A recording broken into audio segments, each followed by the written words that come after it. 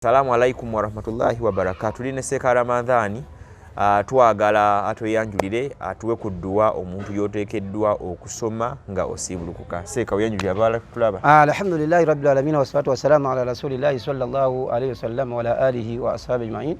Bala assalamu alaikum warahmatullahi wabarakatuh. Tugenda mu kisibo siramannanga bampuliriza nazine ensonga bbiri muzeekwateko nnyo mu bufunzo bw'ekitalo esooka okulya ddaaku. Basiraamu nyiikire nnyo okulya ddaaku mulimu emikisa. Nabisoma magana tasaharu mulya ddaaku fa inna fi suuli baraka. Kulya ddaaku mulimu emikisa.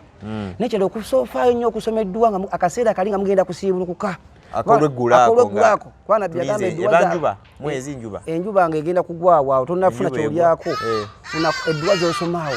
Niba tumanyi Luwarabu. Soma olulimi lw'okola ki? Kwana byagamba mwe edduwa z'abantu basatu tezirina jiji Mukama azaanukulirawo. Mulimu eyo omuntu ng'asiibye. Akaseera ng'ogera siibulukuka okasemberera. Kati mu dduwa nnyingi nnyo tujaziraba mpolampola mu maaso naye mu kuyegamba dhahaba dhamawu wa bitallatul uruku wa thabata al ajru insha Allah. Enyonta egenze emiro gitowolokose n'empeera yange ngifunye insha Allah.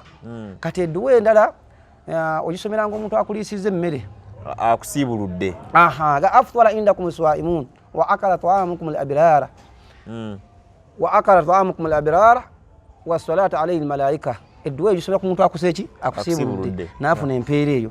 Twenyigire nnyo mu kusoma edduwa noba tumanyi Luwarabu wanika mu Luganda osome ebigambo by'oyagala byonna ogamba Allah nkusaba kino nkusaba male kino tonnasiibulukuka n'akaseera tulina omululu olukwasa entende n'okwasa amazzi n'amenvu so weetegeke obeere ng'okutte nga obudde bula eddakiika ziri nnyo osabaawo then omala osiibulukuke.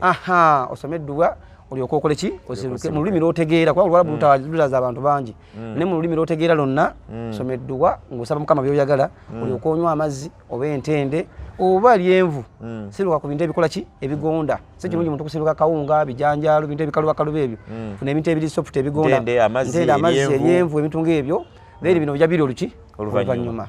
Subhanaka Allahumma bihamdika ashhadu an la ilaha illa anta astaghfiruka wa atubu ilayka. Assalamu alaikum warahmatullahi wabarakatuh. Ompye subscribinga tujja kubanga twongera okuwa ebikwatagana ku sibo byonna. Assalamu alaikum warahmatullahi wabarakatuh.